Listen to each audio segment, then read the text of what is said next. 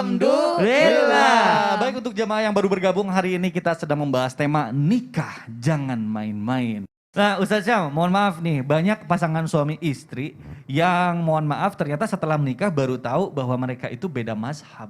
Bahkan nauzubillah banyak yang sampai bercerai gara-gara masalah ini nih. Nah emangnya kalau misalnya menikah itu harus satu mazhab atau gimana sih? Bagaimana menurut sudut pandang Islam nih? Mohon penjelasannya guru, silakan. Baik, tabik guruku Ustadz Maulana, Mas Mikdad, Ustadz Syifa, serta guru-guru kami yang dimuliakan Allah Subhanahu wa taala serta seluruh jamaah yang dimuliakan Allah Subhanahu wa taala yang mulai belajar agama secara mendalam.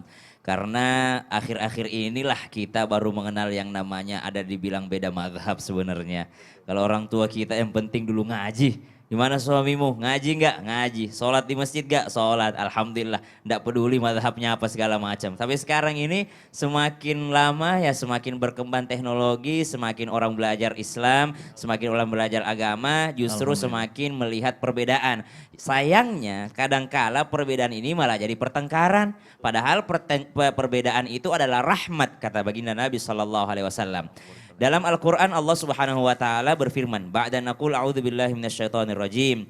Ya ayyuhan nasu inna khalaqnakum min dzakarin wa untha waja'alnakum syu'uban wa qabaila lita'arafu.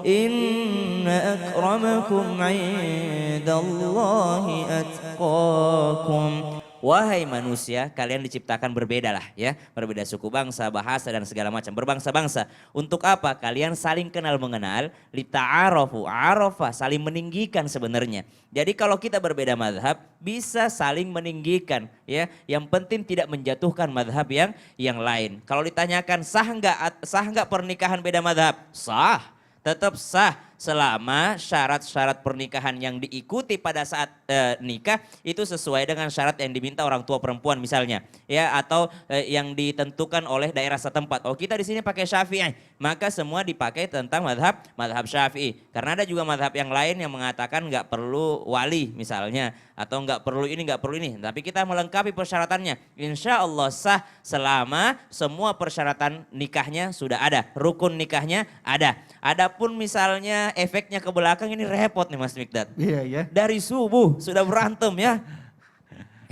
Satu kunut, satu kunut, satu tidak. Kata suaminya, Sami Allahu liman hamidah, Allahu Akbar. Kata istrinya di belakang selesai. Ayah, selama ini bapak ibuku itu kalau kita sholat subuh itu pakai kunut. Langsung kata suaminya, begitulah kalau tidak ada ilmu bid'ah itu. Waduh, wah. Udah mulai berantem tuh. Ini udah bawa orang tua, dari masalah kunut ke orang tua. Memang itu orang tuamu tidak belajar dulu, cuma ikut-ikut kakeknya aja. Pasti kakekmu juga kunut kan?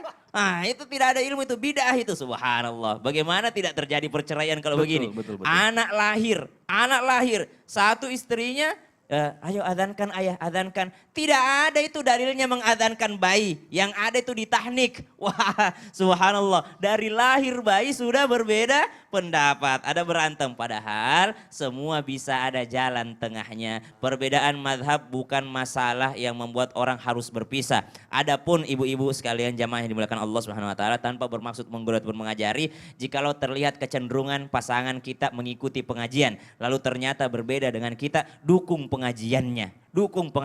Alhamdulillah kalau dia sudah mau belajar ngaji, nanti diingatkan pelan-pelan. Kadangkala kita juga salah sebenarnya. Kenapa? Karena kita terlalu mendewa-dewakan mazhab kita tanpa tahu dengan mendalam apa yang kita anut, ya kan? Misal dikatakan bapaknya meninggal, mertua meninggal, dia mau pulang ke rumahnya, repot lagi mengadakan tahlilan mertuanya, dia tidak mau. Apa itu tahlilan? Tidak ada dalilnya, bid'ah tahlilan, subhanallah.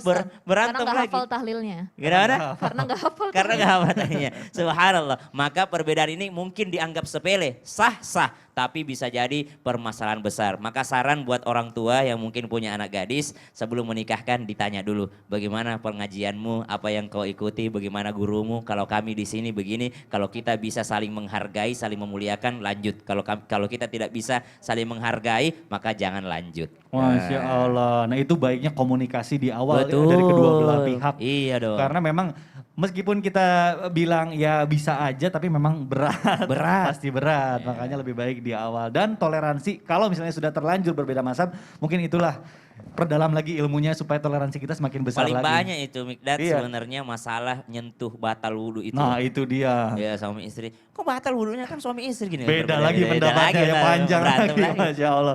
Baik jamaah, Masya Allah luar biasa seru sekali pembahasan kita hari ini. Nah kita